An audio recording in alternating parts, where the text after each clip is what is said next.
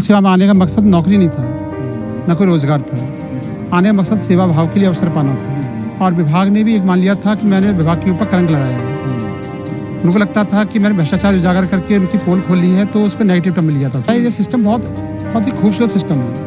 इतना अच्छा सिस्टम है कि चाहे भ्रष्टाचार सही, चाहे कोई कमियाँ रही, वो तभी तक हो सकती है तो ऑन रिकॉर्ड ना आए। अब भ्रष्टाचारी करते क्या है कि चीज़ों को करते जाते हैं, बस ऑन द रिकॉर्ड नहीं आने। ಇವತ್ತು ನಾನು ನಿಮಗೆ ಒಬ್ಬ ಅಸಾಮಾನ್ಯ ವ್ಯಕ್ತಿಯ ಕಥೆ ಹೇಳ್ತೀನಿ. ಇದು ಯಾವುದೇ ಸಿನಿಮಾ ಕಥೆಯಲ್ಲ, ಆದರೆ ಇದು ಯಾವುದೇ ಸೂಪರ್ ಹಿಟ್ ಸಿನಿಮಾಗಿಂತ ಕಡಿಮೆಯೂ ಇಲ್ಲ.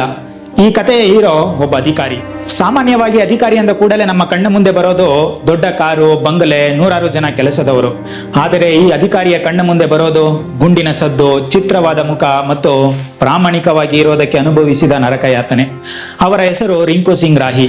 ಇತ್ತೀಚೆಗೆ ಅವರು ತಮ್ಮ IAS ಹುದ್ದೆಗೆ ರಾಜೀನಾಮೆ ನೀಡಿದಾಗ ಇಡೀ ದೇಶವೇ ಬೆಚ್ಚಿ ಬಿದ್ದಿತ್ತು. ಯಾಕೆ ಒಬ್ಬ ವ್ಯಕ್ತಿ ಅಷ್ಟೊಂದು ಕಷ್ಟಪಟ್ಟು IAS ಪಾಸ್ ಆಗಿ ಆ ದೊಡ್ಡ ಕೆಲಸವನ್ನೇ ಬೇಡ ಅಂತಾರೆ? ಅವರು ಅನುಭವಿಸಿದ ನೋವು ಎಂಥದ್ದು? ಈ ವ್ಯವಸ್ಥೆ ಒಬ್ಬ ಸತ್ಯವಂತನನ್ನು ಹೇಗೆ ಹಿಂಸಿಸುತ್ತದೆ ಅನ್ನೋದನ್ನ ಇವತ್ತು ಪೂರ್ತಿಯಾಗಿ ಈ ವಿಡಿಯೋದಲ್ಲಿ ತಿಳ್ಕೊಳ್ಳೋಣ. ಅದಕ್ಕೂ ಮುಂಚೆ ಯಾರು ಈ ವಿಡಿಯೋನ ಸಬ್ಸ್ಕ್ರೈಬ್ ಮಾಡದೆ ನೋಡ್ತಾ ಇದ್ದೀರಾ, ದಯವಿಟ್ಟು ಸಬ್ಸ್ಕ್ರೈಬ್ ಮಾಡಿ. ಯಾಕೆಂದ್ರೆ ನೀವು ಕೊಡೋ ಒಂದು ಸಬ್ಸ್ಕ್ರೈಬ್ ಬಟನ್ ಇಂದ ನನಗೆ ಇನ್ನಷ್ಟು ಮೋಟಿವೇಶನ್ ಸಿಗುತ್ತೆ ಬೇರೆ ಬೇರೆ ವಿಡಿಯೋ ಮಾಡೋದಕ್ಕೆ ಅಂತ ಹೇಳ್ತಾ ಇವತ್ತಿನ ವಿಡಿಯೋನ ಅರ್ಥ ಮಾಡ್ಕೊಳ್ಳೋಣ. Let's get in.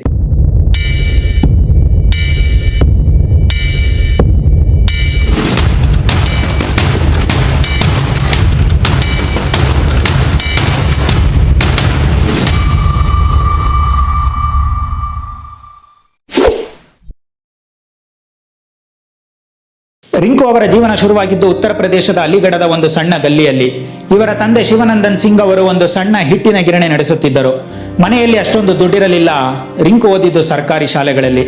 ಆದರೆ ಅವರಿಗೆ ಓದಿನ ಬಗ್ಗೆ ಎಷ್ಟು ಹಠವಿತ್ತು ಎಂದರೆ ಅವರು NIT ಜಮ್ಶೆಡ್ಪುರದಲ್ಲಿ ಇಂಜಿನಿಯರಿಂಗ್ ಸೀಟು ಪಡೆದರು. ಅಷ್ಟೇ ಅಲ್ಲ, ಗೇಟ್ ಪರೀಕ್ಷೆಯಲ್ಲಿ ಇಡೀ ದೇಶಕ್ಕೆ 17ನೇ ರ್ಯಾಂಕ್ ಪಡೆದರು. ದೊಡ್ಡ ಕಂಪನಿಗಳಲ್ಲಿ ಲಕ್ಷ ಲಕ್ಷ ಸಂಬಳ ಸಿಗುವ ಕೆಲಸ ಕೈ ಬೀಸಿ ಕರೆಯುತ್ತಿದ್ದು. ಆದರೆ ರಿಂಕು ಅವರಿಗೆ ಸಮಾಜಕ್ಕಾಗಿ ಏನಾದರೂ ಮಾಡಬೇಕೆಂಬ ಆಸೆ ಇತ್ತು. ಹಾಗಾಗಿ ಅವರು ನಾಗರಿಕ ಸೇವೆಗೆ ಸೇರಿದರು. 2004ರಲ್ಲಿ ಉತ್ತರ ಪ್ರದೇಶದ PCS ಅಧಿಕಾರಿಯಾಗಿ ಆಯ್ಕೆಯೂ ಆದರು. 2008ರಲ್ಲಿ ಅವರಿಗೆ ಮುಜಾಫರ್ ನಗರದ ಜಿಲ್ಲಾ ಸಮಾಜ ಕಲ್ಯಾಣ ಅಧಿಕಾರಿಯಾಗಿ ಪೋಸ್ಟಿಂಗ್ ಸಿಕ್ಕಿತು. ಅಲ್ಲಿಗೆ ಹೋದ ಕೆಲವೇ ದಿನಗಳಲ್ಲಿ ಅವರಿಗೆ ಒಂದು ವಿಷಯ ಅರ್ಥವಾಯಿತು. ಅಲ್ಲಿ ಬಡವರಿಗೆ ಬರಬೇಕಾದ ಹಣ ಗಾಳಿಯಲ್ಲಿ ಮಾಯವಾಗುತ್ತಿತ್ತು. ವೃದ್ಧಾಪ್ಯ ವೇತನ, ವಿಧವಾ ವೇತನ ಮತ್ತು ಬಡ ಮಕ್ಕಳ ಸ್ಕಾಲರ್ಶಿಪ್ ಹಣ, ಹೀಗೆ ಸುಮಾರು 83 ಕೋಟಿ ರೂಪಾಯಿಗಳಲ್ಲೂ ಅಲ್ಲಿನ ಕೆಲವು ಅಧಿಕಾರಿಗಳು ಮತ್ತು ರಾಜಕಾರಣಿಗಳು ನುಂಗಿ ನೀರು ಕುಡಿದಿದ್ದರು. ರಿಂಕು ಅವರು RTI ಹಾಕಿ ಹಗರಣದ ಒಂದೊಂದೇ ಫೈಲ್ ಹೊರತೆಗೆದರು. 62,000 ಜನರಿಗೆ ಹೋಗಬೇಕಾದ ಹಣದಲ್ಲಿ ಕೇವಲ 47,000 ಜನರಿಗೆ ಮಾತ್ರ ತಲುಪಿತ್ತು. ಉಳಿದ ಹಣ ಎಲ್ಲಿ ಹೋಯಿತು ಅಂತ ಪ್ರಶ್ನೆ ಮಾಡಿದರೋ ಈ ಹಠವೇ ಅವರಿಗೆ ಮುಳುವಾಯಿತು. ಭ್ರಷ್ಟರಿಗೆ ಇವರು ನಡುಕ ಹುಟ್ಟಿಸಿದರೋ, ಲಂಚದ ಆಮಿಷ ಒಡ್ಡಿದರೋ ರಿಂಕು ಬಗ್ಗಲಿಲ್ಲ. ಕೊನೆಗೆ ಭ್ರಷ್ಟರು ಇವರನ್ನು ಕೊಲ್ಲಲು ಸ್ಕೆಚ್ ಹಾಕಿಯೇ ಬಿಟ್ಟರು. ಮಾರ್ಚ್ 26, 2009 ಮುಜಾಫರ್ ನಗರದ ಜಿಲ್ಲಾ ಕ್ರೀಡಾಂಗಣದಲ್ಲಿ ರಿಂಕು ಅವರು ಬ್ಯಾಡ್ಮಿಂಟನ್ ಆಡುತ್ತಿದ್ದರು. ಆದರೆ ಅಂದು ಬೆಳಗ್ಗೆ ಸೂರ್ಯ ಉದಯಿಸುವ ಮೊದಲೇ ಸಾವಿನ ದೂತರು ಬಂದಿದ್ದರು. ಸಶಸ್ತ್ರ ದುಷ್ಕರ್ಮಿಗಳು ಅವರ ಮೇಲೆ ಗುಂಡಿನ ಸುರಿಮಳೆಗೈದರು. ಅವರ ಮೇಲೆ ಬರೋಬ್ಬರಿ 7 ಗುಂಡುಗಳು ಹಾರಿಸಲಾಯಿತು. 2 ಗುಂಡುಗಳು ಮುಖಕ್ಕೆ ಬಡಿದವು. ದವಡೆಯ ಮೂಳೆಗಳು ಪುಡಿಯಾಯಿತು, ಹಲ್ಲುಗಳು ಉದುರಿದವು. ಅವರ ಮುಖದ ಒಂದು ಭಾಗವೇ ಛಿದ್ರವಾಯಿತು. ಒಂದು ಕಣ್ಣಿನ ದೃಷ್ಟಿ ಹೋಯಿತು ಮತ್ತು ಒಂದು ಕಿವಿಯ ಕೇಳುವ ಶಕ್ತಿಯೂ ಮಾಯವಾಯಿತು. ರಕ್ತದ ಮಡುವಿನಲ್ಲಿ ಬಿದ್ದಿದ್ದ ರಿಂಕು ಅವರನ್ನು ನೋಡಿ ಎಲ್ಲರೂ ಸತ್ತೇ ಹೋದರು ಅಂದುಕೊಂಡರು. ಆದರೆ ಅವರಲ್ಲಿ ಬದುಕುವ ಛಲವಿತ್ತು. 4 ತಿಂಗಳು ಆಸ್ಪತ್ರೆಯಲ್ಲಿ ನರಕಯಾತನೆ ಅನುಭವಿಸಿದರು. ಆದರೆ ವ್ಯವಸ್ಥೆ ಎಷ್ಟು ಕ್ರೂರವಾಗಿತ್ತು ನೋಡಿ. ಅವರು ಸಾವು ಬದುಕಿನ ನಡುವೆ ಹೋರಾಡುತ್ತಿರುವಾಗ ಸರ್ಕಾರ ಅವರ ಮೆಡಿಕಲ್ ರಜೆ ಕೊಡಲು ಕೂಡ ಕಿರುಕುಳ ನೀಡಿತು. ಗಾಯಗಳಿಂದ ಚೇತರಿಸಿಕೊಂಡ ಮೇಲೆ ರಿಂಕು ಅವರು ಹಗರಣದ ತನಿಖೆಗಾಗಿ ಧರಣಿಯನ್ನು ಕುಳಿತರು. ಆಗ ಆಗಿನ ಸರ್ಕಾರ ಅವರನ್ನು ಮಾನಸಿಕ ಅಸ್ವಸ್ಥ, ಹುಚ್ಚ ಎಂದು ಬಿಂಬಿಸಿ ಬಲವಂತವಾಗಿ ಮಾನಸಿಕ ಆಸ್ಪತ್ರೆಗೆ ಸೇರಿಸಲು ಪ್ರಯತ್ನಿಸಿತು. ಒಬ್ಬ ಪ್ರಾಮಾಣಿಕ ಅಧಿಕಾರಿಯನ್ನು ವ್ಯವಸ್ಥೆ ಹೇಗೆ ನಡೆಸಿಕೊಳ್ಳುತ್ತದೆ ಅನ್ನೋದಕ್ಕೆ ಇದಕ್ಕಿಂತ ದೊಡ್ಡ ಉದಾಹರಣೆಯೇ ಬೇಕಿಲ್ಲ. ಅವರನ್ನು ಸೈಟ್ ಪೋಸ್ಟಿಂಗ್ಗಳಿಗೆ ವರ್ಗಾವಣೆ ಮಾಡಲಾಯಿತು. ಆದರೆ ರಿಂಕು ಸೋಲಲಿಲ್ಲ. ಅಷ್ಟು ನೋವಿನ ನಡುವೆಯೂ ಅವರು IAS ಆಗಬೇಕು ಅಂತ ನಿರ್ಧರಿಸಿದರು. ಒಂದೇ ಕಣ್ಣಿನ ದೃಷ್ಟಿ ಇದ್ದರು. ದಿನಕ್ಕೆ 10 ರಿಂದ 12 ಗಂಟೆ ಓದಿದರು. ಕೊನೆಗೆ 2022ರಲ್ಲಿ, ಅಂದರೆ ತಮ್ಮ 40ನೇ ವಯಸ್ಸಿನಲ್ಲಿ IAS ಅಧಿಕಾರಿಯಾಗಿ ಆಯ್ಕೆಯಾದರು. ಇಡೀ ದೇಶವೇ ಅವರಿಗೆ ಸಲ್ಯೂಟ್ ಹೊಡೆಯಿತು. ಯಾವ ಜಿಲ್ಲೆಯಲ್ಲಿ ಅವರನ್ನು ಸಾಯಿಸಲು ಪ್ರಯತ್ನಿಸಲಾಗಿತ್ತೋ ಅದೇ ಜಿಲ್ಲೆಗೆ ಜಂಟಿ ಮ್ಯಾಜಿಸ್ಟ್ರೇಟ್ ಆಗಿ ಅವರು ಮರಳಿದರು. ಜುಲೈ 2025ರಲ್ಲಿ ಅವರನ್ನು ಶಹಜಾನ್ಪುರದ SDM ಆಗಿ ನೇಮಿಸಲಾಯಿತು. ಅಲ್ಲಿಗೆ ಹೋದ ಮೊದಲ ದಿನವೇ ಒಬ್ಬ ಸಿಬ್ಬಂದಿ ಗೋಡೆಯ ಮೇಲೆ ಮೂತ್ರ ವಿಸರ್ಜನೆ ಮಾಡುತ್ತಿರುವುದನ್ನು ಕಂಡು ಶಿಕ್ಷೆಯಾಗಿ ಅವರಿಗೆ ಅಲ್ಲೇ ಬೆಸ್ಕಿ ಮಾಡುವಂತೆ ಹೇಳಿದರು.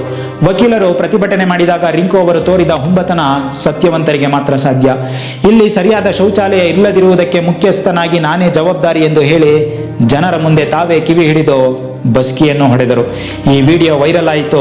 ಜನ ಅವರಿಗೆ ಜೈ ಎಂದರು. ಆದರೆ ಸರ್ಕಾರಕ್ಕೆ ಇದು ಇಷ್ಟವಾಗಲಿಲ್ಲ. 36 ಗಂಟೆಯೊಳಗೆ ಅವರನ್ನು ಅಲ್ಲಿಂದ ವರ್ಗಾವಣೆ ಮಾಡಲಾಯಿತು. ನಂತರ ಲಕ್ನೋದಲ್ಲಿ ಯಾವುದೇ ಕೆಲಸವಿಲ್ಲದ ಕಚೇರಿಗೆ ಅವರನ್ನು ಕಳುಹಿಸಲಾಯಿತು. 8 ತಿಂಗಳುಗಳ ಕಾಲ ಯಾವುದೇ ಫೈಲ್ ಇಲ್ಲದೆ, ಯಾವುದೇ ಕೆಲಸ ಇಲ್ಲದೆ ಕೇವಲ ಸಂಬಳ ಪಡೆಯುವಂತಾಯಿತು. ಇದನ್ನೇ ಅವರು ಪ್ರಾಮಾಣಿಕರಿಗೆ ನೀಡುವ ಒಂದು ವಿಶಿಷ್ಟ ಶಿಕ್ಷೆ ಎಂದು ಕರೆದರು. ಮಾರ್ಚ್ 26, 2026 ಇದು ಅವರು ಗುಂಡೇಟು ತಿಂದ ದಿನವೂ ಹೌದು. ಅಂದೇ ಅವರು IAS ಹುದ್ದೆಗೆ ರಾಜೀನಾಮೆಯನ್ನು ನೀಡಿದರು. ತಮ್ಮ 7 ಪುಟಗಳ ರಾಜೀನಾಮೆ ಪತ್ರದಲ್ಲಿ ಅವರು ಒಂದು ಮಾತು ಹೇಳಿದ್ದಾರೆ. ಕೆಲಸ ಮಾಡದೆ ಸರ್ಕಾರದಿಂದ ಸಂಬಳ ಪಡೆಯುವುದು ಭ್ರಷ್ಟಾಚಾರದ ಒಂದು ರೂಪ. ಜನರ ತೆರಿಗೆ ಹಣವನ್ನು ನಾನು ಹೀಗೆ ಪೋಲು ಮಾಡಲು ಇಷ್ಟವಿಲ್ಲ. ರಿಂಕು ಸಿಂಗ್ ರಾಹಿ ಅವರು ವ್ಯವಸ್ಥೆಯಿಂದ ಓಡಿ ಹೋಗುತ್ತಿಲ್ಲ. ಅವರು ಮತ್ತೆ ತಮ್ಮ ಹಳೆಯ ರಾಜ್ಯ ಸೇವೆಗೆ ಮರಳಲು ನಿರ್ಧರಿಸಿದ್ದಾರೆ. ಅವರ ಈ ಕತೆ ನಮಗೆ ಒಂದು ವಿಷಯ ಸ್ಪಷ್ಟವಾಗಿ ತಿಳಿಸುತ್ತದೆ. ಭ್ರಷ್ಟಾಚಾರದ ವಿರುದ್ಧ ಹೋರಾಡುವುದು ಸುಲಭವಲ್ಲ. ಅದಕ್ಕೆ ಜೀವವನ್ನೇ ಪಣಕ್ಕಿಡಬೇಕಾಗುತ್ತದೆ. ಆದರೆ ಎಷ್ಟೇ ತೊಂದರೆ ಬಂದರೂ ಸತ್ಯದ ಹಾದಿ ಬಿಡಬಾರದು ಅನ್ನೋದಕ್ಕೆ ರಿಂಕು ಸಿಂಗ್ ರಾಹಿ ಒಬ್ಬ ಜೀವಂತ ಉದಾಹರಣೆ. ನಿಮ್ಮ ಪ್ರಕಾರ ರಿಂಕು ಅವರು ರಾಜೀನಾಮೆ ನೀಡಿದ್ದು ಸರಿಯಾ? ಈ ವ್ಯವಸ್ಥೆ ಬದಲಾಗಲು ಏನು ಮಾಡಬೇಕು? ನಿಮ್ಮ ಅಭಿಪ್ರಾಯವನ್ನು ತಿಳಿಸಿ. ಸತ್ಯಕ್ಕಾಗಿ ಹೋರಾಡುವ ಈ ವೀರನ ಕಥೆಯನ್ನು ಎಲ್ಲರಿಗೂ ತಲುಪಿಸಿ. ಹಾಗೆ ಈ ವಿಡಿಯೋ ಇಷ್ಟ ಆಗಿದ್ರೆ ಲೈಕ್ ಮಾಡಿ, ಶೇರ್ ಮಾಡಿ ಮತ್ತು ನಮ್ಮ ಚಾನಲ್ಗೆ ಸಬ್ಸ್ಕ್ರೈಬ್ ಆಗೋದನ್ನು ಮರಿಬೇಡಿ. ನಮಸ್ಕಾರ.